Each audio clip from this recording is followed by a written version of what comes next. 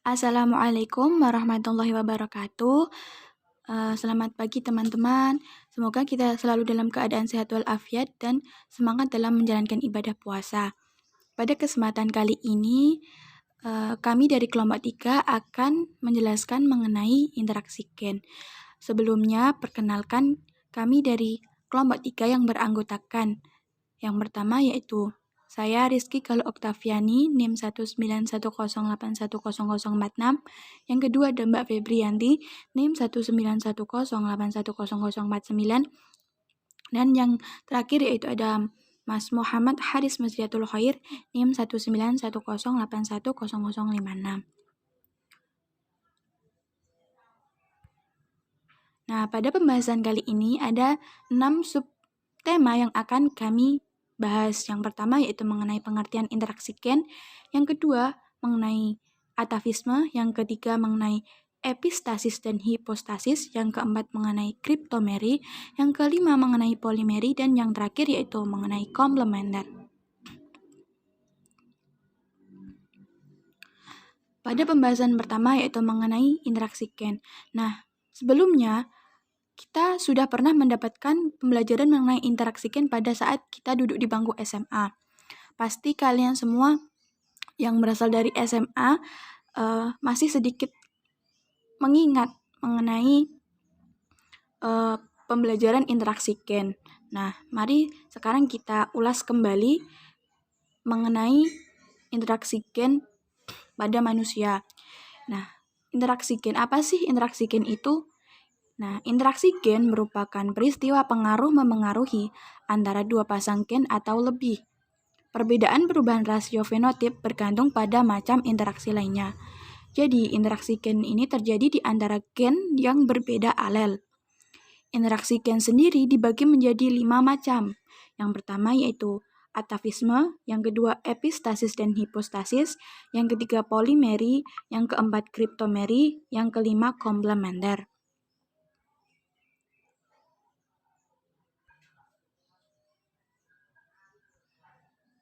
Nah, yang pertama yaitu atavisme.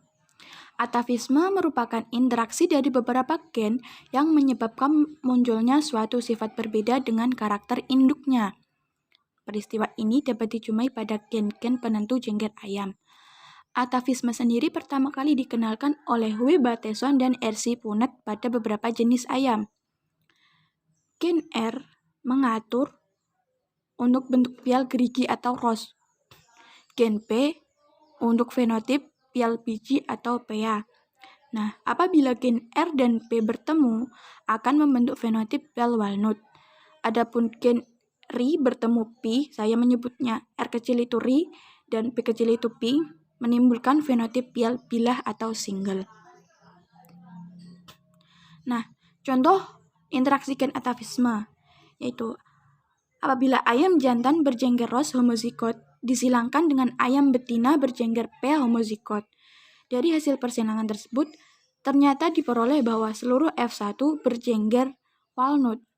Jika F1 disilangkan dengan sesamanya, kemungkinan perbandingan F2-nya adalah, nah di sini digambar ayam jantan berjengger ros homozigot RRPP ros disilangkan dengan ayam betina berjengger PA homozigot RIRI PP. Gametnya diperoleh RP dan RIP. Maka F1 didapatkan berjengger walnut RI dan PP. Nah, di sini pertanyaannya, jika F1 disilangkan dengan sesamanya, F1 disilangkan dengan sesamanya yaitu Ri PP disilangkan dengan Ri PP karena sesamanya. Akan diperoleh F2 sebanyak. Nah, kita bisa menggunakan dengan ini tabel. Di sini akan diperoleh gamet berupa RP, RP, RIP, dan RIP. Nah, karena F1-nya sama, di sini juga sama, diperoleh gamet RP, RP, RIP, dan RIPI. Nah, setelah itu disilangkan satu-satu. Contohnya seperti ini. RP disilangkan dengan RP akan memperoleh F2 RRPP. RP disilangkan dengan RP akan menghasilkan F2 RRPP. Nah, dan seterusnya. Di sini sudah dijelaskan. Maka akan diperoleh perbandingan F2 sebanyak 9 walnut dibanding 3 rose dibanding 3 pea dan 1 single. Nah, materi selanjutnya mengenai epistasis dan hipostasis akan dijelaskan oleh rekan saya, Mbak Febrianti. Waktu dan tempat saya persilakan. Materi selanjutnya yaitu mengenai epistasis dan hipostasis. Epistasis dan hipostasis ini merupakan salah satu bentuk interaksi antara gen dominan yang mengalahkan gen dominan lainnya. Epistasis ini berarti menutupi, sedangkan hipostasis ini berarti tertutupi. Nah, peristiwa epistasis ini ada yang disebut dengan epistasis dominan. Epistasis dominan ini terjadi jika gen yang menutupi kerja gen lainnya bersifat dominan. Gen dominan ini dapat menutupi gen dominan lainnya yang bukan sealel. Pada peristiwa epistasis dominan ini akan didapatkan perbandingan fenotip F2-nya yaitu 12 banding 3 banding 1. Bisa dilihat di contohnya. Ini diketahui bahwa gen P besar merupakan gen dominan terhadap P kecil dan gen K besar dominan terhadap K kecil.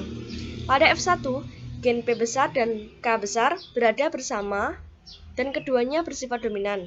Akan tetapi, sifat yang muncul pada F1 adalah putih. Hal ini menandakan kalau gen P besar ini bersifat epistasis atau yang menutupi, sedangkan gen K besar ini bersifat hipostasis atau yang ditutupi. Nah, pembahasannya yaitu P1 ada P besar, K kecil atau lampu putih disilangkan dengan P kecil, K besar atau lampu kuning. Didapatkan G1-nya P besar, K kecil, kemudian P kecil, K besar. F1-nya P besar, P kecil, K besar, K kecil, yaitu 100% lampu putih. Kemudian P besar, P kecil, K besar, K kecil ini disilangkan dengan sesamanya yaitu P besar, P kecil, K besar, K kecil. Didapatkan genotip 2-nya ada P besar, K besar, P besar, K kecil, P kecil, K besar, dan P kecil, K kecil. Didapatkan F2-nya berbentuk tabel seperti pada contoh, yaitu P besar, K besar, P besar, K besar, K besar, K kecil, P besar, P kecil, K besar, P kecil, K besar, K kecil. Tabel kedua, P besar, K besar, K kecil, P besar, K kecil, P besar, K kecil, P besar, K kecil, P besar, K kecil.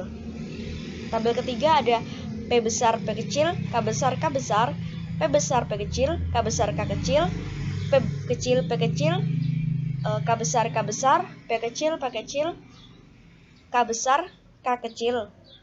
Kemudian tabel terakhir ada P besar, P kecil, K besar, K kecil, P besar, P kecil, K kecil, P kecil, K besar, K kecil, P kecil, K kecil. Nah, berdasarkan tabel di atas, ini diperoleh F2 adalah lampu putih, yaitu P besar, K besar, dan P besar, K kecil. Kemudian lampu kuning, P kecil, K besar, K besar. Kemudian lampu hijau, P kecil, K kecil. Sedangkan rasio fenotipnya yaitu ada labu putih dibanding labu kuning dan labu hijau. Didapatkan F2-nya yaitu 12:3:1. Kemudian ada kriptomeri. Kriptomeri ini merupakan sifat gen dominan yang tersembunyi jika gen dominan tersebut berdiri sendiri. Namun, jika gen dominan tersebut dapat dilihat dengan gen dominan lainnya, akan muncul sifat gen dominan yang sebelumnya tersembunyi. Contoh kriptomeri dapat dilihat pada persilangan tumbuhan bunga Linaria marocana berwarna merah, yaitu A besar, B kecil, dengan bunga berwarna putih A kecil, B besar, yang akan menghasilkan F1-nya 100% bunga ungu. Hasil perkawinan sama fenotipnya akan menghasilkan keturunan dengan perbandingan fenotip bunga ungu banding merah banding putih yaitu 9:3:4. Berikut pembahasannya. P1-nya ada A besar, B kecil, kemudian disilangkan dengan A kecil, B besar, dihasilkan F1-nya A besar, A kecil, B besar, B kecil, yaitu bunga ungu. Kemudian P2-nya disilangkan dengan samanya, yaitu A besar, A kecil, B besar, B kecil, disilangkan dengan A besar, A kecil, B besar, B kecil. Didapatkan fenotip 2-nya di dalam tabel tersebut ada A besar, B besar, yaitu bunga ungu, A besar, B besar, B kecil, bunga ungu, A besar, A kecil, B besar, bunga ungu, A besar, A kecil, B besar, B kecil, yaitu bunga ungu. Kemudian tabel kedua ada A besar, B besar, B kecil, bunga ungu, A besar, B kecil, bunga merah, A besar, A kecil, B besar, B kecil, bunga ungu, A besar, A kecil, B kecil, bunga merah. Kemudian A besar, A kecil, B besar, bunga ungu, A besar, A kecil, B besar, B kecil, bunga ungu, A kecil, B besar, bunga putih, A kecil, B besar, B kecil, bunga putih. Kemudian A besar, A kecil, B besar, B kecil, bunga ungu, A besar, A kecil, B kecil, bunga merah. Kemudian A kecil, B besar, B kecil, bunga putih. Kemudian A kecil, B kecil, yaitu bunga putih. Dari persilangan tersebut, sifat yang tersembunyi atau bunga warna ungu ini muncul karena adanya dua gen yang dominan, sehingga perbandingan tamilannya yaitu F2-nya 9:3:4. Demikian penjelasan dari saya. Materi selanjutnya akan disampaikan oleh Mas Mazid. Kepadanya saya persilahkan. Baik, terima kasih atas waktunya. Selanjutnya akan saya jelaskan tentang polimeri. Polimeri merupakan bentuk interaksi gen yang bersifat kumulatif atau saling menambah. Polimeri terjadi akibat interaksi antara dua gen atau lebih, sehingga biasa disebut juga sifat gen ganda. Polimeri ini pertama kali ditemukan oleh Nielsen L. pada tahun 1913. Contoh polimerinya itu terdapat pada percobaan persilangan gandum berbiji merah dengan gandum berbiji putih yang akan menghasilkan filial 100% gandum berbiji merah. Tetapi warna merah yang dihasilkan itu tidak sama dengan warna pada induknya. Lalu hasil perkawinan sesama F1 tadi akan menghasilkan keturunan F2 dengan perbandingan fenotip merah banding putih, yaitu 15:1. Untuk lebih jelasnya bisa dilihat diagram persilangan berikut ini. Nah, ini adalah contoh dari polimeri. yaitu persilangan antara gandum berbiji merah gelap dan gandum berbiji putih. Parentalnya yaitu M besar 1, M besar 1, M besar 2, M besar 2. Gandum berbiji merah gelap disilangkan dengan M kecil 1, M kecil 1, M kecil 2, M kecil 2. Gandum berbiji putih. Untuk gametnya, gandum berbiji merah gelap, gametnya yaitu M besar 1, M besar 2. Untuk yang gandum berbiji putih, gametnya M kecil 1, M kecil 2. Sehingga filialnya F1-nya yaitu M besar 1, M kecil 1, M besar 2, M kecil 2. Yaitu keturunannya 100% gandum berbiji merah sedang.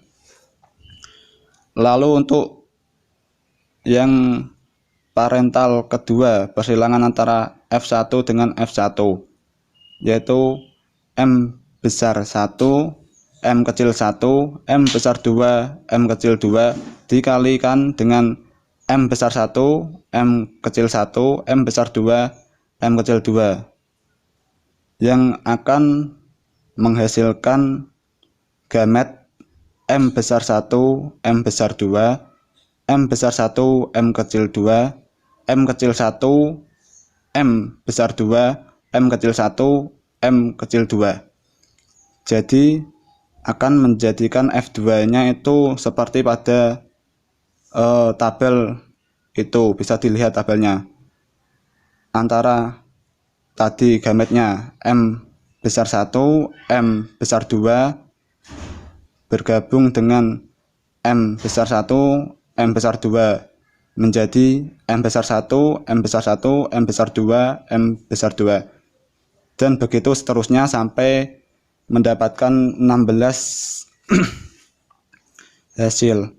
Jadi dari ke-16 itu bisa dilihat bahwa yang 15 itu berwarna merah, yang 1 itu berwarna putih. Warna merah gelap berarti mengandung semua alel dominan, yaitu M besar 1, M besar 1, M besar 2, M besar 2, dan warna putih tidak mengandung alel dominan, M kecil 1, M kecil 1, M kecil 2, M kecil 2.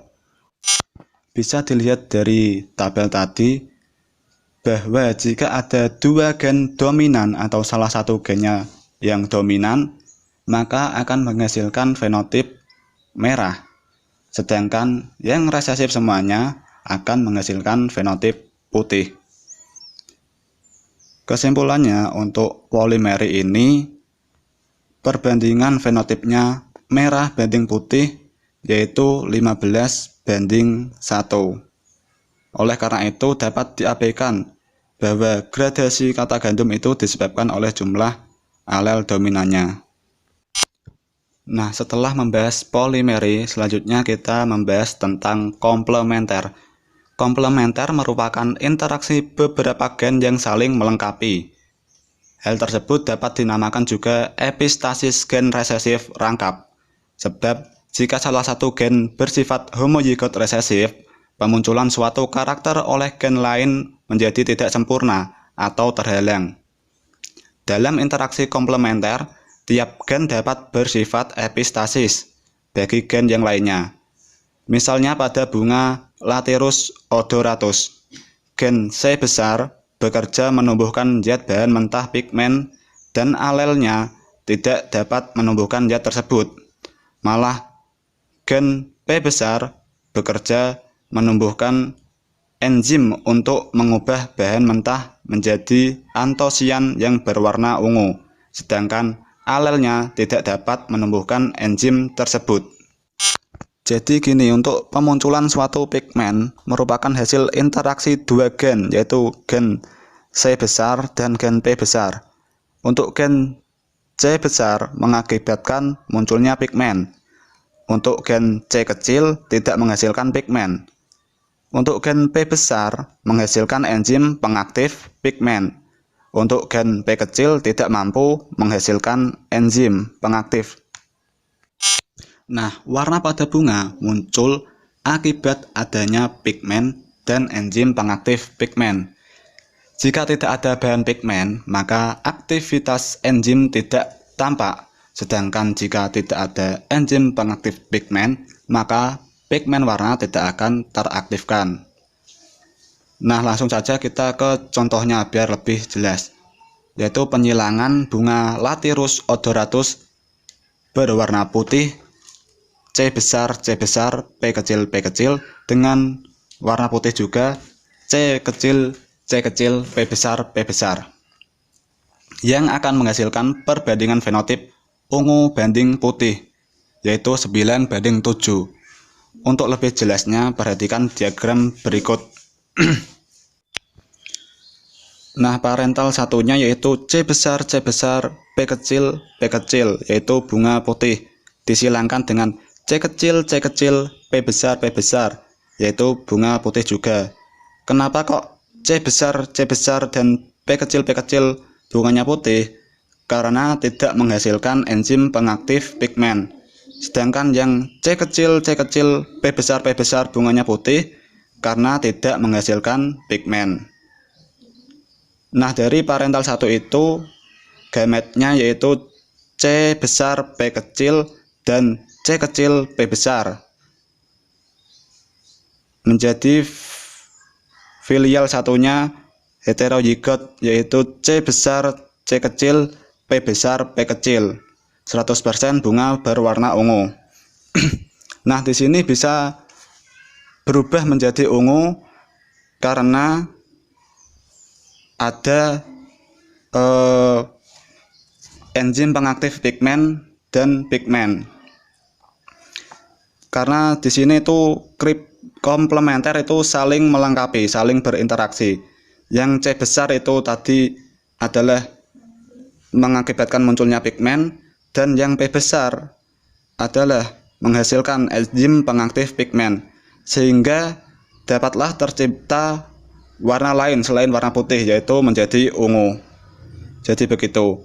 Nah, selanjutnya untuk parental kedua, persilangan antara F1 dengan F1 yaitu C besar, C kecil, P besar, P kecil disilangkan dengan C besar, C kecil, P besar, P kecil. Nah, bunga ungu disilangkan dengan bunga ungu, gametnya yaitu C besar, P besar, C besar, P kecil, C kecil, P besar, C kecil, P kecil. Nah, dari gamet tersebut tadi F2-nya bisa dilihat pada tabel.